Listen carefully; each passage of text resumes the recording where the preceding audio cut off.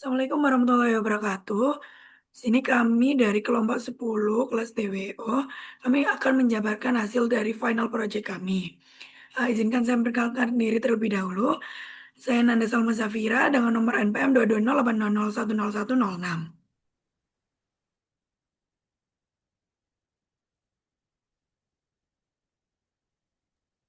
Lalu ada teman saya namanya Audia Chandra Dewi dengan nomor NPM 22080810126. Lalu ada Ahmad Muklis dengan nomor NPM belakang 97. Lalu ada Saiful Adi Putra dengan nomor NPM belakang 111. Dan Baik Laila Alfila dengan nomor NPM belakang 100.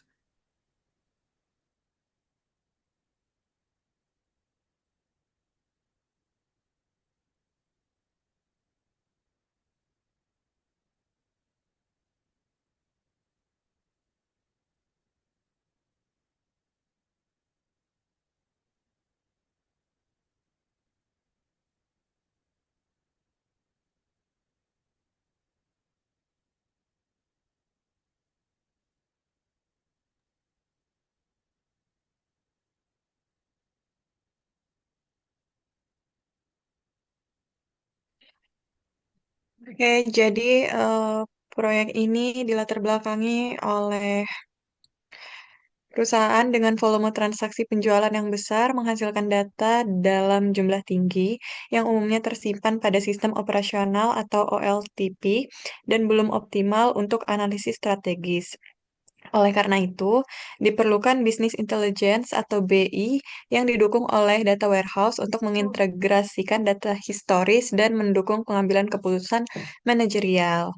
Data warehouse memungkinkan analisis data secara multidimensi, sementara OLAP mendukung eksplorasi data melalui operasi seperti drill down dan slicing untuk mengidentifikasi pola dan tren penjualan. Implementasi BI yang dilengkapi dashboard interaktif terbukti mampu membantu manajemen dalam mengevaluasi performa penjualan, produk, promosi, dan kinerja organisasi. Pada proyek ini, database AdventureWorks 2008 digunakan sebagai studi kasus karena merepresentasikan proses bisnis penjualan enterprise yang kompleks dan lengkap.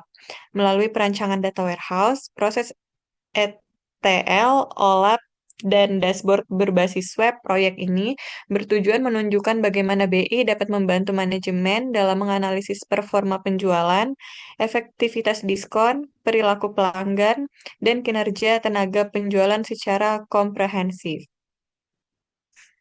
Berdasarkan latar belakang tersebut, maka kami merumuskan beberapa permasalahan, yaitu yang pertama, apakah terdapat pola musiman atau seasonality dalam penjualan berdasarkan bulan atau kuartal selama beberapa tahun terakhir?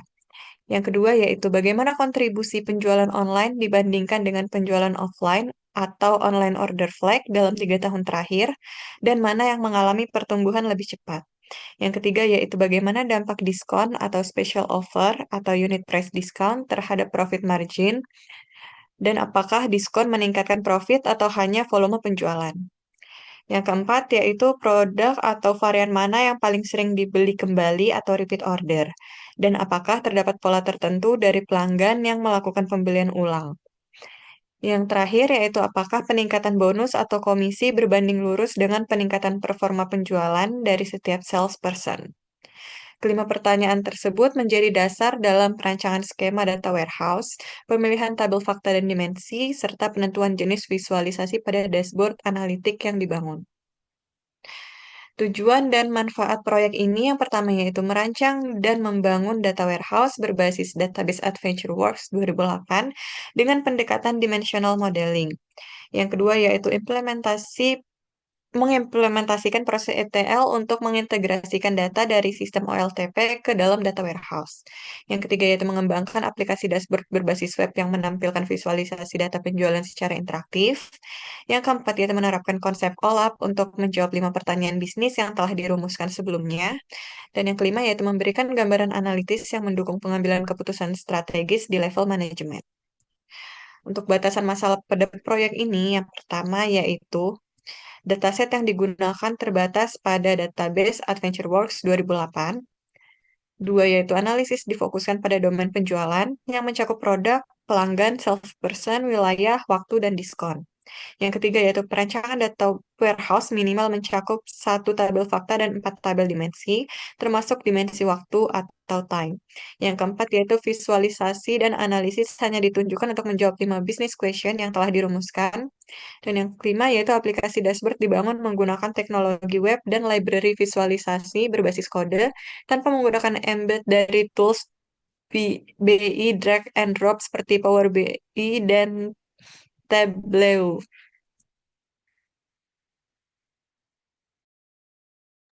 Baik, di sini saya akan menjelaskan di bab 2 yaitu perancangan data warehouse. Jadi analisis dari sumber datanya sendiri, data yang diambil yaitu dari AdventureWorks 2008 yang berfungsi sebagai Sistem Online Transaction Processing atau OLTP. Nah, database ini juga menyimpan berbagai data operasional perusahaan yang mencakup transaksi penjualan, master product, data pelanggan, dan juga informasi tenaga penjual. Nah, data ini dipilih karena emang memiliki struktur dan kompleks dan juga representatif terhadap proses bisnis nyata, khususnya pada domain penjualan dan juga untuk mengimplementasikan data warehouse analisis online. Nah, pemilihan tabel sumber didasarkan pada kebutuhan analisis bisnis yang telah dirumuskan dengan rancangan skema data warehouse dengan yang mencakup tabel fakta dan juga dimensi. Nah, di sini kita menggunakan tabel sumber untuk dimensi produk. Lalu kita juga ada tabel dimensi itu customer, lalu salesperson, dimensi waktu, dan yang terakhir kita menggunakan tabel fakta itu penjualan. Dan tabel-tabel dimensi dan juga faktor tersebut juga memiliki atribut. Di antara lainnya tabel dimensi itu memiliki atribut kalender year, kalender quarter, month, number of year, month name of sama day number of month. Lalu di dimensi produk, atributnya ada product name, subkategori name, kategori name, standard cost, dan juga list price. Lalu di dimensi customer ada full name, gender, dan email address. Lalu di dimensi salesperson, dapatkan full name, bonus, dan juga commission. Di situ lalu di seluruh tabel dimensi tersebut yang nantinya akan digabungkan di tabel fake sales melalui jalan variant key, yaitu date key, product key, customer key, dan juga salesperson key. Nah, perancangan tabel fakta dan masters di sini tabel faktanya date key yang mengacu ke dim date atau dimensi waktu, produk key mengacu kepada dim produk atau dimensi produk, customer key mengacu kepada dimensi customer, sales person key mengacu kepada dimensi sales person. Nah, misters pada fixed salesnya sendiri ada order quantity, unit price discount, total produk cost, sama sales amount. Nah, ini juga ada perhitungan dari misters turunannya. Dan yang terakhir, kita di sini menggunakan skema data warehouse yaitu star schema. Struktur ini dipilih karena sederhana dan juga efisien, jadi mendukung analisis OLAP seperti drill down, roll up, dan juga agregasi data penjualan untuk kebutuhan business intelligence sendiri.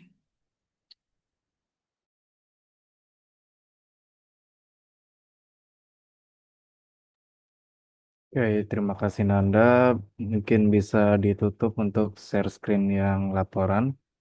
Langsung saja saya akan share screen untuk bagian ETL.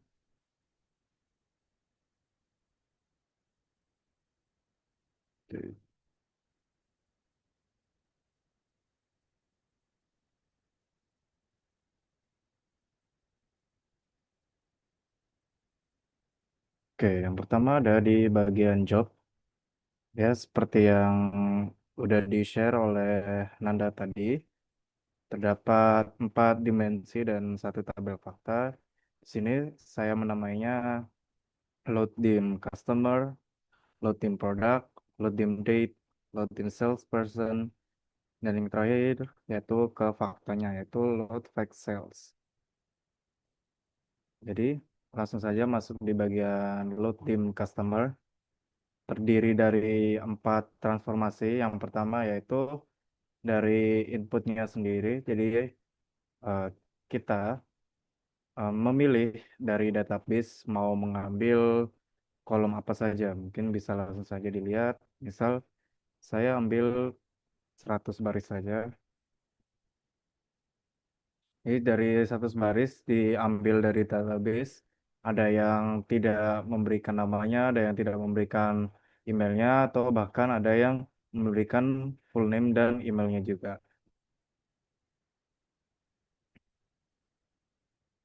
Itu untuk di bagian tabel input. Lalu di bagian select values, itu adalah bagian untuk pemilihan dari kolomnya sendiri, mau kolom apa yang akan ditampilkan di database tujuan kita atau database yang, sorry bukan database, data warehouse yang kita pakai.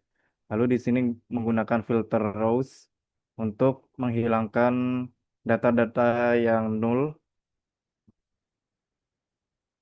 Ini misal, aduh, ini misal kalau di sini hasilnya dari 100.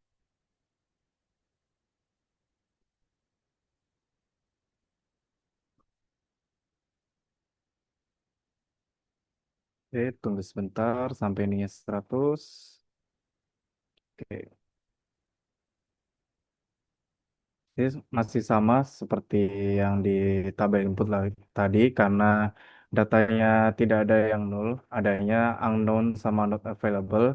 Jadi langsung muncul tanpa adanya data yang null. Jadi kalau ada null bisa keganti ke unknown customer atau not available agar datanya masih bisa diolah. Oke, itu saja untuk load dim customer. Untuk load dim date kurang lebih sama. Sebenarnya perbedaannya cuma ada di bagian kalkulator ini. Sini untuk menjumlahkan semua tahun, bulan, hari, dan setiap kuartalnya. Lalu untuk di bagian user defined Java expression, ini untuk mengubah agar date key-nya bisa diubah dari string ke integer. Value mapper itu mengubah angka integer yang 1 sampai 12 itu menjadi Januari sampai Desember. Dan bagian insert untuk hasilnya. Di load dim product sama seperti di load dim customer, input, select value, filter rows untuk menghilangkan null, dan insert update. Untuk salesperson juga sama seperti sebelumnya. Jadi kurang lebih semua tabel dimensi, cara loadnya sama kecuali yang bagian date doang. Yang berbeda ada di bagian loading fakta sales atau load sales dari input, lalu select ini masih sama, lalu bagian ke customer lookup. Jadi di sini terjadi proses untuk mencari customer ID dan customer key. Customer ID-nya itu untuk mencari datanya di database utama atau database Adventure Works-nya sendiri. Lalu customer key itu untuk dimasukkan ke kolom customer key yang ada di tabel fakta sales. Produk sama seperti sebelumnya, jadi mencari produk ID di, kalau di sini itu ADW1 itu sebagai datasetnya, ADW2 ada data warehouse kami. Jadi produk ID mencari produk ID di ADW1 lalu dikeluarkan ke ADW2.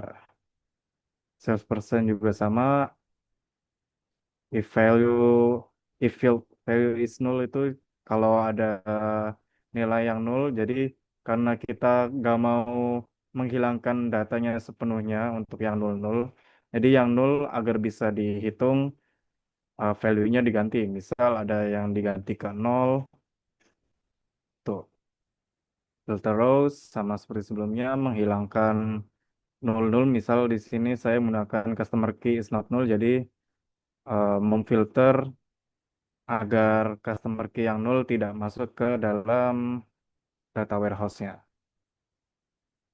Date key untuk user defined Java expression-nya itu mengubah date key yang string menjadi integer. Lalu yang terakhir ke insert update. Begitu saja untuk teknis dari ETL-nya. Mungkin bisa dilanjut untuk presentasi selanjutnya untuk Nanda. atau siapapun.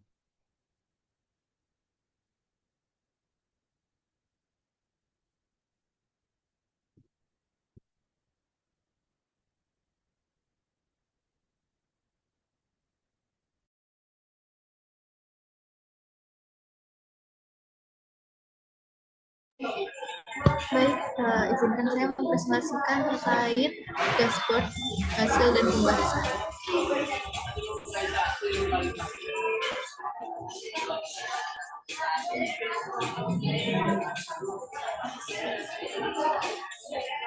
Oke, jadi ini untuk skenario pertama, yaitu sales overview. Tujuan analisisnya yaitu untuk memberikan gambaran umum performa penjualan perusahaan kepada pihak manajemen, meliputi total penjualan, distribusi kanal penjualan online dan offline, tren penjualan bulanan. Dari hasil analisis tampilan dashboard ini menampilkan beberapa komponen utama, yaitu kartu atau card, ringkasan total sales, online revenue, offline revenue, yang berfungsi sebagai indikator kinerja utama. Selain itu terdapat grafik tren penjualan bulanan yang menggambarkan perubahan total penjualan dari bulan ke bulan, serta diagram proporsi transaksi yang menunjukkan distribusi penjualan berdasarkan kanal online dan offline. Pada skenario ini menjawab business question yang pertama dan kedua. Yang pertama yaitu apakah terdapat pola musiman atau seasonality dalam penjualan berdasarkan bulan atau kuartal selama beberapa tahun terakhir. Jawabannya yaitu berdasarkan analisis tren penjualan bulanan dan kuartalan pada dashboard sales overview, terlihat adanya pola musiman yang cukup konsisten. Penjualan cenderung meningkat pada kuartal akhir atau Q4, terutama pada bulan November dan Desember. Sementara penurunan relatif terjadi pada awal hingga pertengahan tahun. Kemudian untuk business question yang kedua, bagaimana kontribusi penjualan online dibandingkan dengan penjualan offline dalam 3 tahun terakhir dan mana yang mengalami pertumbuhan lebih cepat? Jawabannya yaitu penjualan offline masih menjadi kontributor utama terhadap total pendapatan. Namun penjualan online menunjukkan tren pertumbuhan yang lebih cepat dibandingkan penjualan offline dalam periode 3 tahun terakhir. Hal ini menandakan adanya pergeseran perilaku pelanggan ke kanal digital, meskipun kontribusi absolut offline masih dominan. Selanjutnya untuk skenario kedua, yaitu untuk product and profit analysis. Tujuan analisis ini yaitu untuk mengevaluasi pengaruh strategi diskon terhadap profit perusahaan serta mengidentifikasi produk-produk yang memiliki performa penjualan terbaik. Dari hasil analisis menampilkan grafik hubungan antara besaran diskon dengan total profit, grafik top 10 produk terlaris serta tabel detail profitabilitas yang menunjukkan status margin. Pada skenario ini akan menjawab business question yang ketiga dan 4. Yang ketiga yaitu bagaimana dampak diskon terhadap profit margin. Diskon meningkatkan profit atau hanya volume penjualan? Jawabannya, analisis grafik hubungan diskon dan total profit ini menunjukkan bahwa diskon tidak selalu meningkatkan profit margin. Diskon rendah atau tanpa diskon menghasilkan profit tertinggi, sedangkan diskon besar cenderung menurunkan profit bahkan menghasilkan nilai negatif. Dengan demikian, diskon lebih efektif dalam meningkatkan volume penjualan dibandingkan profitabilitas, sehingga perlu diterapkan secara selektif. Untuk business question yang keempat, yaitu produk atau varian mana yang paling sering dibeli kembali, dan apakah terdapat pola tertentu dari pelanggan yang melakukan pembelian ulang? Jawabannya, produk terlaris dan transaksi berulang yaitu produk dengan kategori tertentu seperti aksesoris dan perlengkapan olahraga. Untuk repeat order umumnya berasal dari segmen pelanggan tetap dan melakukan pembelian dalam interval waktu yang relatif konsisten. Kemudian ini untuk skenario yang ketiga yaitu sales performance. Tujuannya yaitu untuk menganalisis hubungan antara pemberian bonus dan komisi dengan performa penjualan setiap perusahaan. Khususnya untuk mengetahui apakah peningkatan bonus atau komisi berbanding lurus dengan pertumbuhan kinerja penjualan. Di sini ditampilkan visualisasi utama berupa grafik garis kombinasi dan tabel detail yang saling melengkapi. Yang pertama, grafik bonus atau komisi vs performa salesperson. Di sini ada garis growth menunjukkan tingkat pertumbuhan penjualan masing-masing salesperson. Garis bonus menampilkan besaran bonus yang diterima. Garis commission menunjukkan presentasi komisi yang diberikan. Dan sumbu ganda digunakan untuk memudahkan perbandingan antara nilai finansial dan presentasi pertumbuhan. Kemudian di sini ada tabel detail sales performance. Menampilkan informasi rinci berupa nama salesperson, bonus, komisi, sales last year, and goals. Tabel ini digunakan sebagai pendukung grafik yang untuk memverifikasi nilai numerik secara lebih detail.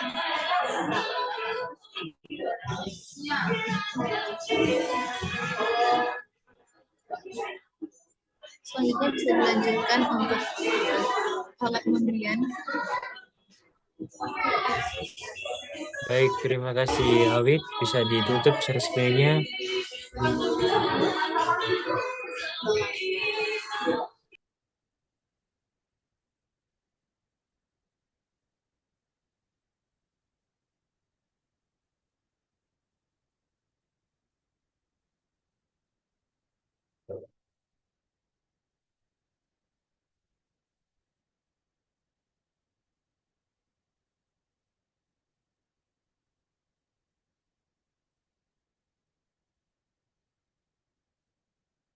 Sudah terlihat ya teman-teman ya?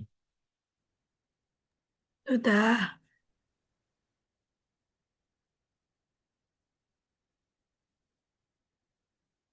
Baik, mari kita bedah lebih lanjut untuk OLAP Mondrian. Di sini kita memakai Mondrian sebagai software OLAP dan untuk fitur-fiturnya kita menggunakan dari JPVOD. Nah, kemudian mari kita bedah lebih dalam mengenai insight strategis dari tampilan Mondrian OLAP ini. Di sini kita bisa melihat kekuatan utama dari OLAP View, yaitu kemampuan agregasi otomatis. Langsung terlihat di baris paling atas, secara kolektif, tim sales kita berhasil membukukan angka fantastis 13,9 juta dengan volume lebih dari 30.000 pesanan.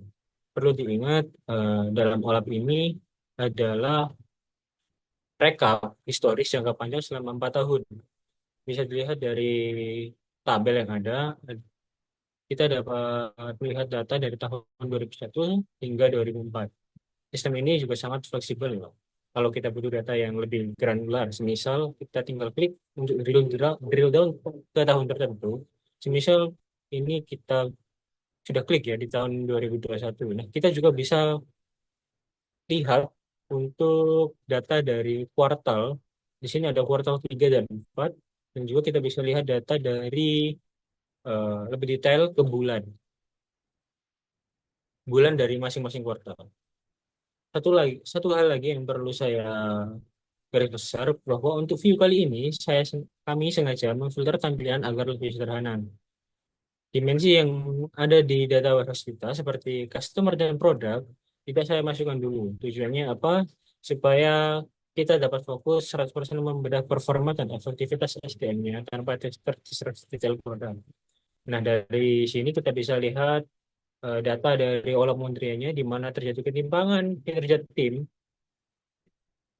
antara David Campbell yang memimpin pasar sebagai top performer dengan 3,7 juta, ditempel dengan Pamela Ansman Wolf, dan yang terakhir dengan Shu Ito. Mungkin itu saja dari saya. Saya kembalikan ke Salman.